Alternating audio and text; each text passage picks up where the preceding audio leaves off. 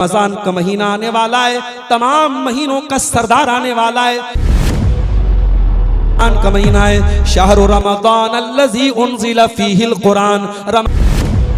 Facebook चलाने वालों, वो इंस्टाग्राम चलाने वालों, वो सोशल मीडिया के दीवानों, आपको जन्नत दिलाने के लिए और आपको गुनाहों से माफ करवाने के लिए, आपके गुनाहों को बख्शवाने के लिए रमजान आ रहा है। मैं आपसे पूछता हूं, उस मेहमान का इस्तकबाल करने के लिए आपकी तैयारी?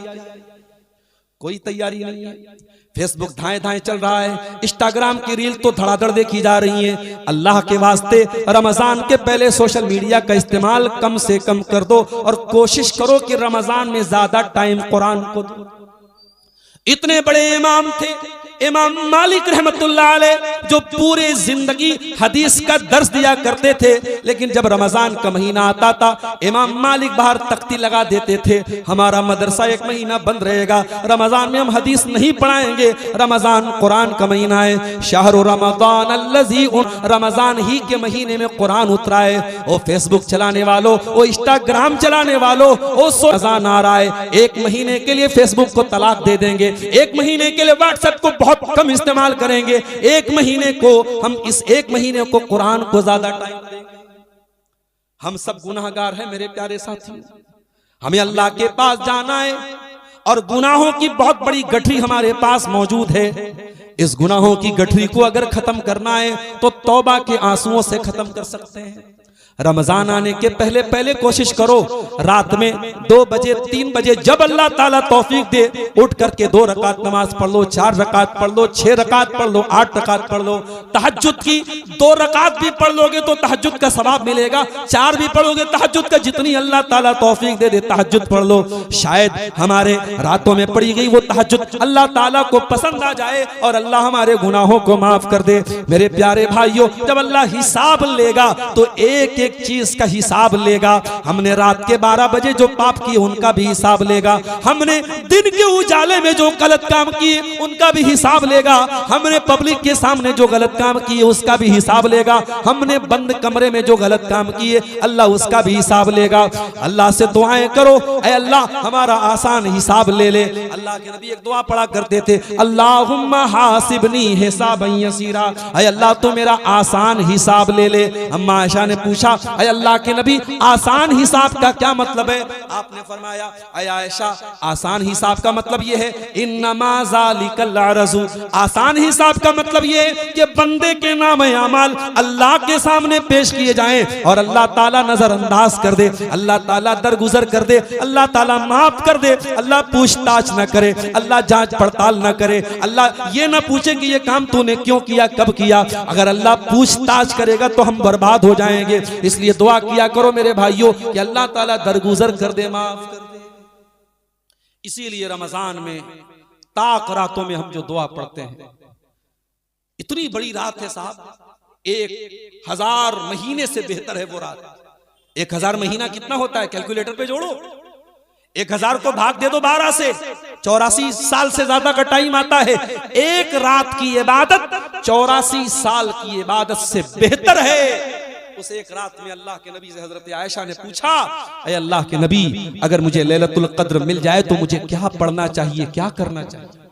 आपने फरमाया, ऐ आयशा अगर तुम्हें लैलतुल कद्र मिल जाए तो तुम ये दुआ पढ़ा करो। और मैं एहसान मानता हूं अपने नबी का, मेरे नबी बहुत लंबे लंबे दुआएं पढ़ा करते थे, मगर रमजान की ताक रातों में पढ़ने के लिए आपने जो दुआ सिखाई है वो आपके सीमांचल का और आपके कटिहार और पूर्णिया का एक कम पढ़ा लिखा आदमी, एक रिक्शा चलाने वाला, एक मजदूर, एक ऐसा आदमी जो बहुत पढ़ा लिखा नहीं है वो भी इस दुआ को पढ़ सकता है, बच्चा भी इस दुआ को पढ़ सकता है। बहुत छोटी सी दुआ है, अल्लाहुम्मा इन्नका अफ़्वुन तुहिब्बुल अफ़्व फ़अफ़ु अन्नी, ऐ अल्लाह तू माफ करने वाला है और माफी को पसंद करता है, ऐ अल्लाह तू मुझको माफ फरमा दे, ऐ अल्लाह तू मुझको दरगुजर फरमा दे। जरा गौर करो मेरे प्यारे साथियों, जो रात 84 साल से बेहतर है, उस रात में हमने अल्लाह से रोजी रोटी न मांगी, उस रात में हमने अल्लाह से जमीन जायदाद न मांगी, उस रात में अल्लाह से बीवी बच्चों की सेहत न मांगी, उस रात में हमने मांगा तो क्या मांगा, अल्लाहुम्मा इन्नका अफ़्वुन तुहिब्बुल अफ़्व फ़अफ़ु अन्नी, ऐ अल्लाह तू माफ करने वाला है, तू माफी को पसंद करता है, ऐ अल्लाह मुझको भी माफ फरमा दे। उस मेहमान का इस्तकबाल करने के लिए तैयार हो जाओ मेरे साथ। और कोशिश करो चरखी वालों कि रमजान में डेली तरावी की नमाज जरूर पढ़ो। ये जो तरीका कुछ जगहों पर है कि 4 दिन तरावी पढ़ते हैं बाकी 26 दिन गायब, ये गलत तरीका है। आप कुरान खत्म करें चाहे ना करें वो जरूरी नहीं है, मगर आप कोशिश कीजिए। और मैंने साउथ इंडिया में, मैं हर साल रमजान में साउथ इंडिया में जाता हूं, वहां पे मैंने ये चीज देखी है कि वहां इस बात पे ज्यादा प्रेशर ही नहीं है कि कुरान खत्म होना चाहिए। हाफिज साहब एक एक पारा पढ़ा रहे, आधा आधा पारा पढ़ा रहे, इत्मीनान से पढ़ा रहे हैं और आराम से लोग पूरे महीने तरावी पढ़ते हैं। मेरे प्यारे साथियों, कोशिश कीजिए पूरे महीने आप तरावी पढ़िए, उस मेहमान का हक अदा कीजिए। तो बात दूसरी तरफ जा रही है, घड़ी की सुई बड़ी तेजी से आगे की तरफ बढ़ रही है। हम लौटते हैं अपने मौजू की तरफ। कुरान का 30वां पारा और सूरे माऊन अल्लाह असली और नकली दीनदारी का फर्क हमें बता रहा है। अल्लाह ने फरमाया, नकली दीनदार है वो इंसान जो यतीम को दबाता है, फज़ालिकल लज़ी यदउल यतीम, जो यतीम का हक मारता है, वला यहुज़ वला तामिल मिस्कीन, और जो गरीबों को खाना नहीं खिलाता है। मेरे प्यारे साथियों, अल्लाह ने आपको दौलत दी हो चाहे न दी हो, दिल को थोड़ा बड़ा कर लीजिए। मेहमान घर में आ जाए तो मेरी प्यारी माँ और बहनों, अपने माथे पर शिकन ना आने दो।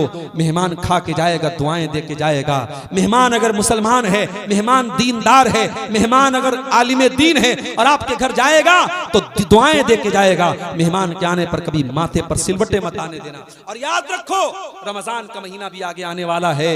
कोशिश करो कि रोजाना जब इफ्तार करने बैठो तो किसी एक रिश्तेदार को, किसी एक दोस्त को, किसी एक पड़ोसी को साथ में बिठा के इफ्तार करा दो। अल्लाह के नबी फरमाते हैं, मन फत्तरा साइमन कान लहु मिस्लु अजरि साइम, किसी एक रोजेदार को भी अगर आपने इफ्तार कराया तो जितना सवाब रोजेदार को मिलेगा उतना आपको भी मिलेगा। यानी आप रोजा रहेंगे 29, रोजा रहेंगे 30, लेकिन अगर आपने एक रोजेदार को भी इफ्तार कराया तो आपको डबल रोजे का सवाब मिलेगा।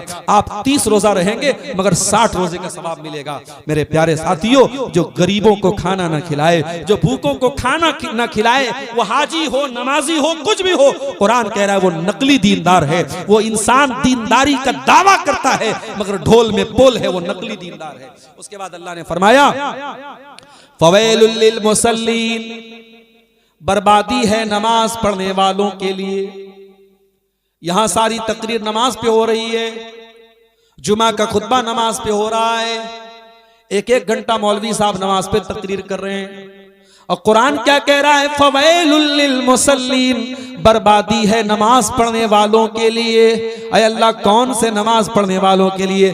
फरमाया, अल्लज़ीना हुम अन सलातिहिम साहून, जो नमाज तो पढ़ते हैं मगर नमाज का उनके कैरेक्टर पर कोई असर नहीं पड़ता है। जो नमाज भी पढ़ते हैं और बहन का हक भी मारते हैं, जो नमाज भी पढ़ते हैं और भाई की जमीन भी हड़प कर जाते हैं, जो नमाज भी पढ़ते हैं और नशा भी करते हैं, जो नमाज भी पढ़ते हैं और झूठ भी बोलते हैं, जो नमाज भी पढ़ते हैं और गीबत भी करते हैं। ओ लोगों, अगर नमाज आपको बुराइयों से न रोके, नमाज आपके कैरेक्टर को न बदले, नमाज आपके किरदार को न बदले, इसका मतलब कि आपकी नमाज ऊपर नहीं जा रही है। मैं जो सर पर सजदा हुआ कभी तो जमीन से आने लगी सदा, तेरा दिल तो है सनम आशना, तुझे क्या मिलेगा नमाज में। मेरे प्यारे साथियों, जब नमाज पढ़ो तो कोशिश करो कि नमाज आपके अखलाक पर भी असर डाले, आपके किरदार पर भी असर डाले। इन्नस सलात तन्हा अनिल फाहशाई वल मुनकर, ये नमाज आपको बेहयाई और बुराई से रोकने का काम करती है।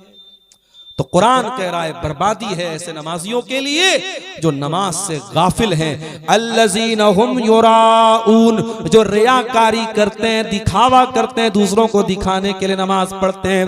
वयमनऊनल माऊन, और छोटी छोटी चीजें भी लोगों को देने से कतराते हैं, जो बखीली करते हैं, कंजूसी करते हैं। मेरे प्यारे साथियों, कुरान की ये सूरत सूरह माऊन हमको बता रही है कि असली दीनदार वो है जिनका दिल बड़ा होता है, जिनका कलेजा बड़ा होता है, जिनका अखलाक बेहतर होता है। और असली दीनदार आपको देखना है तो सहाबे किराम को देख लेना। मेरे प्यारे साथियों, ओ सोशल मीडिया के दीवानों, कभी मौका मिले तो यूट्यूब पे जाना और खालिद बिन वलीद की बायोग्राफी पढ़ लेना, कभी मौका मिले तो उमर बिन खत्ताब की जिंदगी पढ़ लेना, कभी मौका मिले तो जाकर के हजरत उमर फारूक, हजरत उस्मान गनी की जिंदगियों को पढ़ लेना। ये लोग असली दीनदार थे, इन्होंने माल भी कमाया लेकिन माल से नाजायज मोहब्बत न की। इन्होंने दुनिया भी कमाई मगर दुनिया से नाजायज मोहब्बत न की। ये असली दीनदार थे और कुरान हमसे असली दीनदार बनने का मेरे प्यारे साथियों मुतालबा करता है। इसलिए आइए हम कुरान की से एक आयत की रोशनी में और सूरह माऊन की रोशनी में अपनी दीनदारी का जायजा लें और असली दीनदार बने।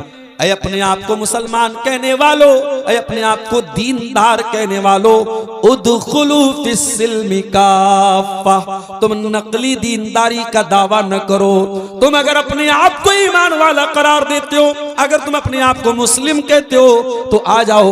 कुरान कहता उदखुलू फिस्सिल्मि काफ़ा, तुम इस्लाम में पूरे के पूरे दाखिल हो जाओ। ये सब फूल जो लगे मुस्तफा कमाल साहब, असली है कि नकली? नकली। ये फूल मेरे सामने रखे हुए हैं, इनकी खूबसूरती को देखो। ये नकली फूल देखने में शायद ओरिजिनल असली फूल से भी ज्यादा आपको खूबसूरत लगेंगे। इनको इतना कारीगरी से बनाया गया है। इसमें गुलाब भी मौजूद है, इसमें चमेली भी मौजूद है, इसमें सूरजमुखी का फूल भी मौजूद है। फूल का रंग भी वही है, फूल का कलर भी वही है, फूल का डिजाइन भी वही है, मगर एक फर्क है। असली फूल आप जब हाथ में लेंगे, आप उसको अपनी नाक तक लेके जाएंगे, उसमें से खुशबू निकलेगी। लेकिन ये सिंथेटिक फ्लावर है, ये नकली फूल है, ये डुप्लीकेट फूल है, इसमें से आपको कोई खुशबू नहीं मिलेगी। बच्चे स्कूल जाते हैं, उनको स्कूल में एक सब्जेक्ट पढ़ाया जाता है, ड्राइंग का सब्जेक्ट। मेरी बच्चियां भी स्कूल में जाती हैं, वो भी कभी कभी कॉपी पर ड्राइंग बना के मुझको दिखाती हैं। बड़ी अच्छी अच्छी ड्राइंग बनाते हैं बच्चे। और आज तो ऐसी ऐसी ड्राइंग बनती है कि कॉपी पर बिल्कुल ओरिजिनल शेर की तस्वीर भी बना दी जाती है। लेकिन मेरे प्यारे भाइयों, कॉपी पर कागज पर बना हुआ वो शेर देखने में जितना भी असली शेर की तरह लग रहा हो, मगर वो जंगल में पाए जाने वाले ओरिजिनल शेर के जैसा नहीं हो सकता। कागज में बना हुआ फूल देखने में जितना भी ओरिजिनल लग रहा हो, वो पेड़ में निकले हुए असली फूल की बराबरी नहीं कर सकता है। यही तो कुरान की आयत में बता रही है कि ऐ मुसलमानों, तुम असली मुसलमान बनो, तुम नकली मुसलमान न बनो। उदखुलू फिस्सिल्मि काफ़ा, ऐ ईमान का दावा करने वालों, जब तक तुम इस्लाम में पूरे के पूरे दाखिल नहीं हो जाते तुम असली। तो अर्ज ये कर रहा था मेरे प्यारे साथियों कि कुरान करीम के दूसरे पारे की आयत असली और नकली मुसलमान का फर्क बताती है। दावा कर देने से, इकरार कर लेने से अगर कोई मुसलमान हो जाता, तो नबी के दौर में मुनाफिक भी बहुत बड़े बड़े दावे करते थे। इज़ा जाअकल मुनाफिकून क़ालू नशहदु इन्नका लरसूलुल्लाह, ऐ मेरे नबी, जब ये मुनाफिक लोग आपके पास आते हैं तो ये दावा करते हैं, कहते हैं कि हम गवाही देते हैं कि मोहम्मद सल्लल्लाहु अलैहि वसल्लम अल्लाह के रसूल हैं। लेकिन कुरान क्या कहता है? वल्लाहु यालमु इन्नका लरसूलुहु वल्लाहु यशहदु इन्नल मुनाफिकीन लकाज़िबून। ऐ नबी, अल्लाह ताला बहुत अच्छी तरीके से जानता है कि आप अल्लाह के रसूल हैं, लेकिन अल्लाह ताला ये भी गवाही दे रहा है कि ये मुनाफिक झूठ बोल रहे हैं। दावा तो मुनाफिक भी कर रहे थे, मगर कुरान ने गवाही दी कि उनका दावा झूठा है, उनका दावा गलत है, क्योंकि उनकी कथनी अलग थी, करनी अलग थी, उनकी गुफ्तार अलग थी, उनका किरदार अलग था। वो जबान से तो ये दावा करते थे हम ईमान वाले हैं, लेकिन उनके अमल से ये साबित होता था वो इस्लाम के दुश्मन है। यही बात कुरान के इस आयत में अल्लाह कह रहा है, उदखुलू फिस्सिल्मि काफ़ा, ऐ ईमान वालो, तुम इस्लाम में पूरे के पूरे दाखिल हो जाओ। और कान खोल करके सुन लो, वला तत्तबिऊ खुतवातिश शैतान, शैतान कभी नहीं चाहेगा कि तुम इस्लाम में पूरे के पूरे दाखिल हो जाओ। शैतान कभी नहीं चाहेगा तुम असली दीनदार बन जाओ। शैतान कभी नहीं चाहेगा तुम पूरे मुसलमान बन जाओ। शैतान तो पहले दिन से तुम्हारे बाप आदम का दुश्मन रहा है, तुम्हारी माँ हव्वा का दुश्मन रहा है। शैतान तुम्हारे बाप आदम के पास जाके कहता है, ऐ आदम, ऐ हव्वा, तुम उस पेड़ को खा लो, वो पेड़ जिसके करीब जाने से अल्लाह ने मना किया था, उस पेड़ का फल तुम खा लोगे तो अमर हो जाओगे, हमेशा हमेशा तुम रहोगे। अच्छा, शैतान ने हमारे बाप आदम और हमारी माँ हव्वा से झूठी कसम भी खाई। वक़ासमहुमा इन्नी लकुमा लमिनन नासिहीन, शैतान ने कहा आदम